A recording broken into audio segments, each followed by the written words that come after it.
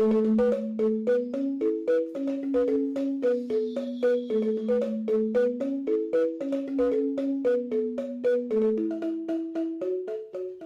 Swastiastu. Assalamualaikum warahmatullahi wabarakatuh. Salam sejahtera untuk kita semua.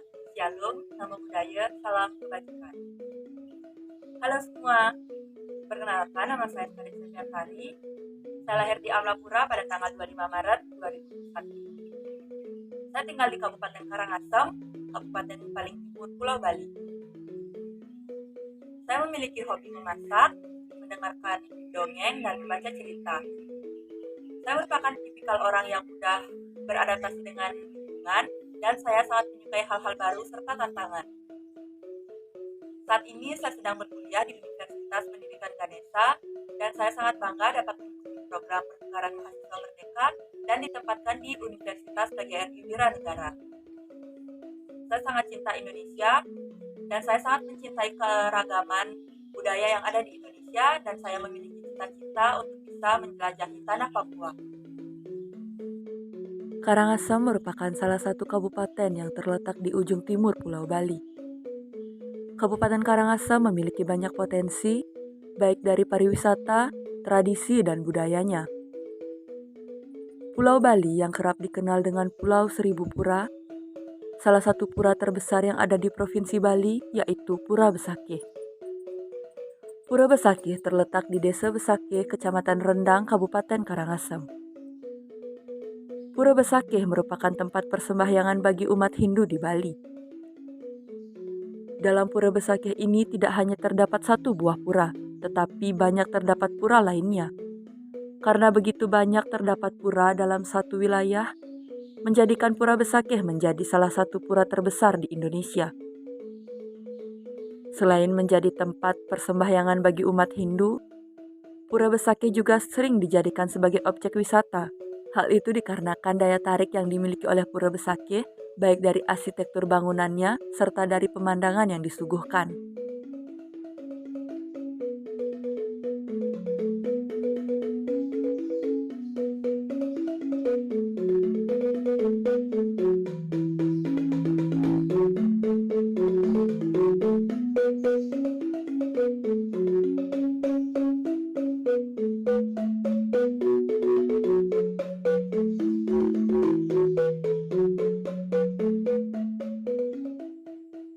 Selain memiliki pura terbesar di Pulau Bali, Kabupaten Karangasem juga memiliki gunung tertinggi di Pulau Bali, yaitu Gunung Agung, yang memiliki ketinggian 3.142 meter di atas permukaan laut.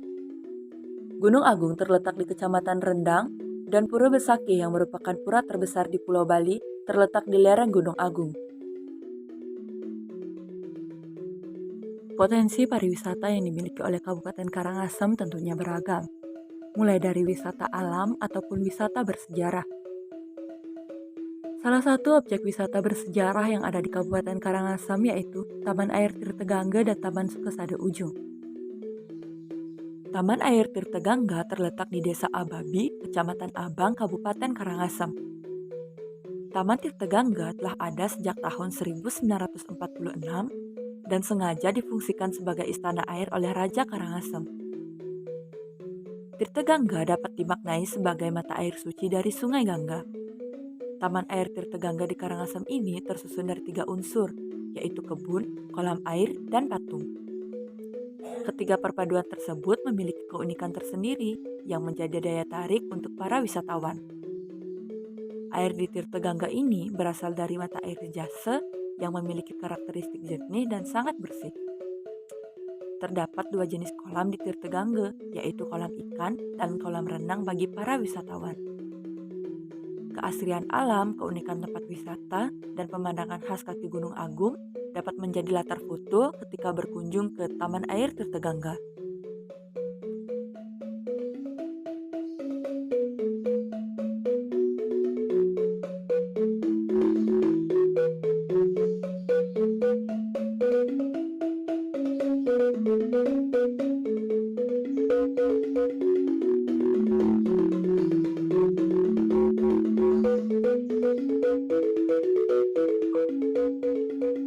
Selain Taman Air Tirtegangga, wisata bersejarah lain di Kabupaten Karangasem yaitu Taman Ujung Sukesade.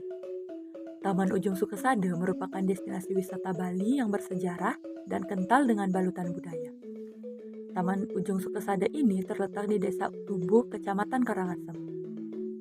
Taman Ujung dibangun pada tahun 1909 oleh Raja Karangasem. Taman Ujung Sukesade memiliki daya tarik yang mampu mendatangkan para wisatawan lokal, nasional, hingga wisatawan mancanegara. Selain karena bernilai sejarah, di tempat wisata tersebut terdapat area taman yang sudah tertata dengan baik, sehingga menyajikan panorama yang dapat memanjakan mata. Selain taman, di Taman Ujung Sukesade juga terdapat banyak kolam air.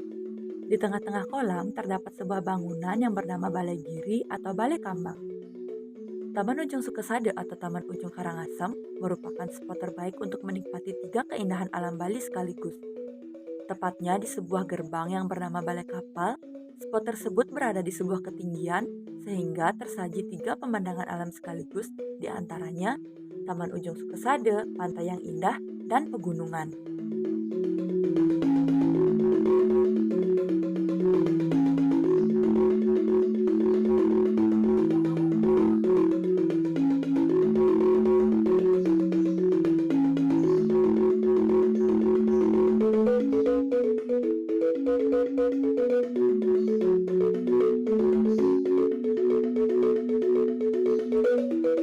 Selain memiliki tempat wisata yang banyak, Kabupaten Karangasem juga memiliki banyak tradisi. Salah satu tradisi yang ada yaitu Megibung. Tradisi Megibung ini telah dikenalkan oleh Raja Karangasem yaitu I Gusti Agung Anglurah Ketut Karangasem sekitar tahun 1692 Masehi. Megibung dimulai dari masak masakan khas tradisional Bali secara bersama-sama, baik itu nasi maupun lauknya. Setelah selesai memasak, warga kemudian menyiapkan makanan itu untuk disantap. Nasi putih diletakkan dalam suatu wadah yang disebut gibungan. Sedangkan lauk dan sayur yang akan disantap disebut karangan. Tradisi Megibung ini dilangsungkan saat ada upacara adat, baik itu upacara pernikahan, upacara pengabenan, dan lain sebagainya. Ada beberapa etika yang perlu diperhatikan saat acara Megibung. Di antaranya, sebelum makan kita harus mencuci tangan terlebih dahulu, tidak menjatuhkan remah atau sisa makanan dari suapan, tidak mengambil makanan yang ada di sebelah kita, dan jika salah satu dari peserta Megibung sudah puas atau kenyang, dilarang meninggalkan temannya. Walaupun aturan ini tidak tertulis, tapi hingga kini masih diikuti oleh peserta Megibung.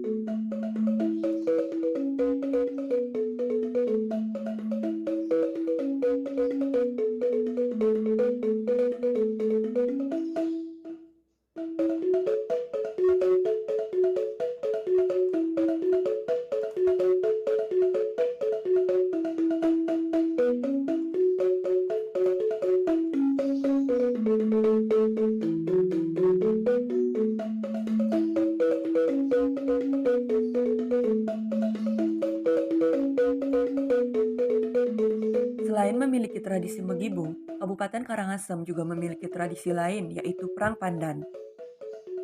Perang Pandan juga disebut dengan istilah Mekere-kere. Upacara Perang Pandan ini menjadi daya tarik bagi wisatawan, baik wisatawan dalam negeri maupun wisatawan asing. Prosesi Perang Pandan atau Mekere-kere di Tenganan merupakan upacara persembahan untuk menghormati para leluhur dan juga Dewa Indra yang merupakan dewa perang. Upacara Perang Pandan ini memakai senjata pandan berduri yang perlambang sebuah gada yang dipakai berperang. Perang Pandan berhadapan satu lawan satu dan diikuti oleh para lelaki, baik itu anak-anak, dewasa, maupun orang tua. Upacara Perang Pandan dirayakan pada bulan kelima kalender Bali selama 2 hari. Setiap pertarungan berjalan singkat sekitar 1 menit dan dilakukan bergilir selama 3 jam.